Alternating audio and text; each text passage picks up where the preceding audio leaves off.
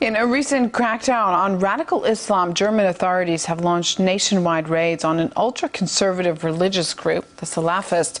They're suspected of having links to extremists and posing a threat to democracy. But for years, the movement has enjoyed conditions that have made it thrive, as Oksana Boyka now reports. To the casual passers-by, these are just ordinary young Muslims who want to be understood by their neighbors. If you can distribute the Bible, why shouldn't you be able to distribute the Quran? These young men are our countrymen. They want to share what they believe in. What's wrong with that? But when you look closer, they're spreading not just what they believe in, but what they insist is the one and only truth worth believing.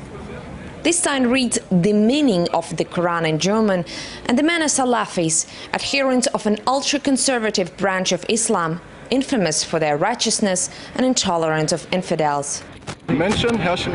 People control other people in the West. That's called democracy.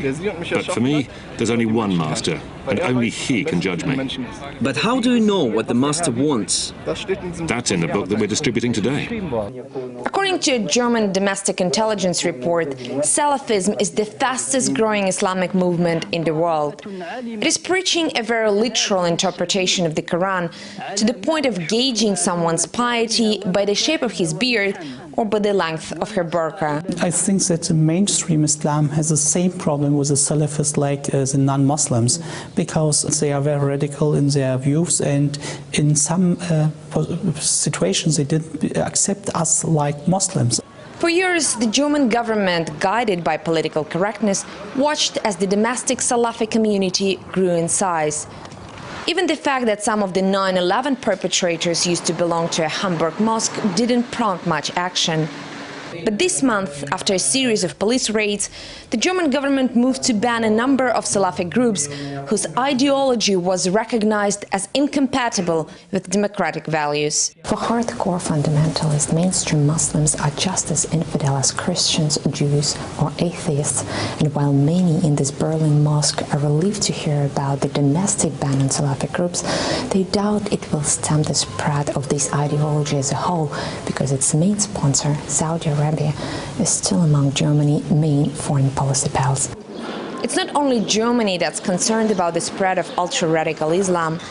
A few years ago, France outlawed the full-face veil. Norway has also banned Saudi-funded mosques.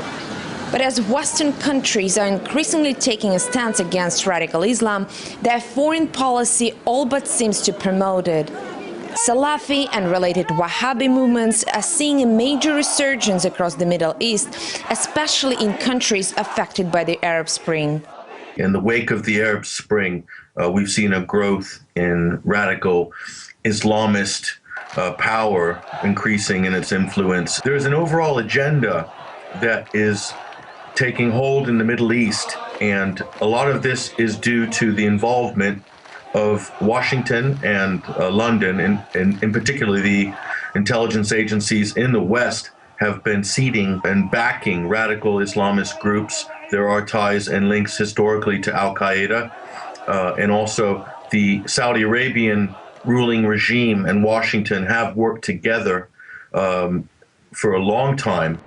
While Germany is far less vocal on the need for regime change in Syria than it was in Libya, as a NATO member, it is still in favor of enforcing so-called democratic changes, even if those changes are likely to empower groups that are now banned in Germany itself. Oksana Boyka, RT, Berlin.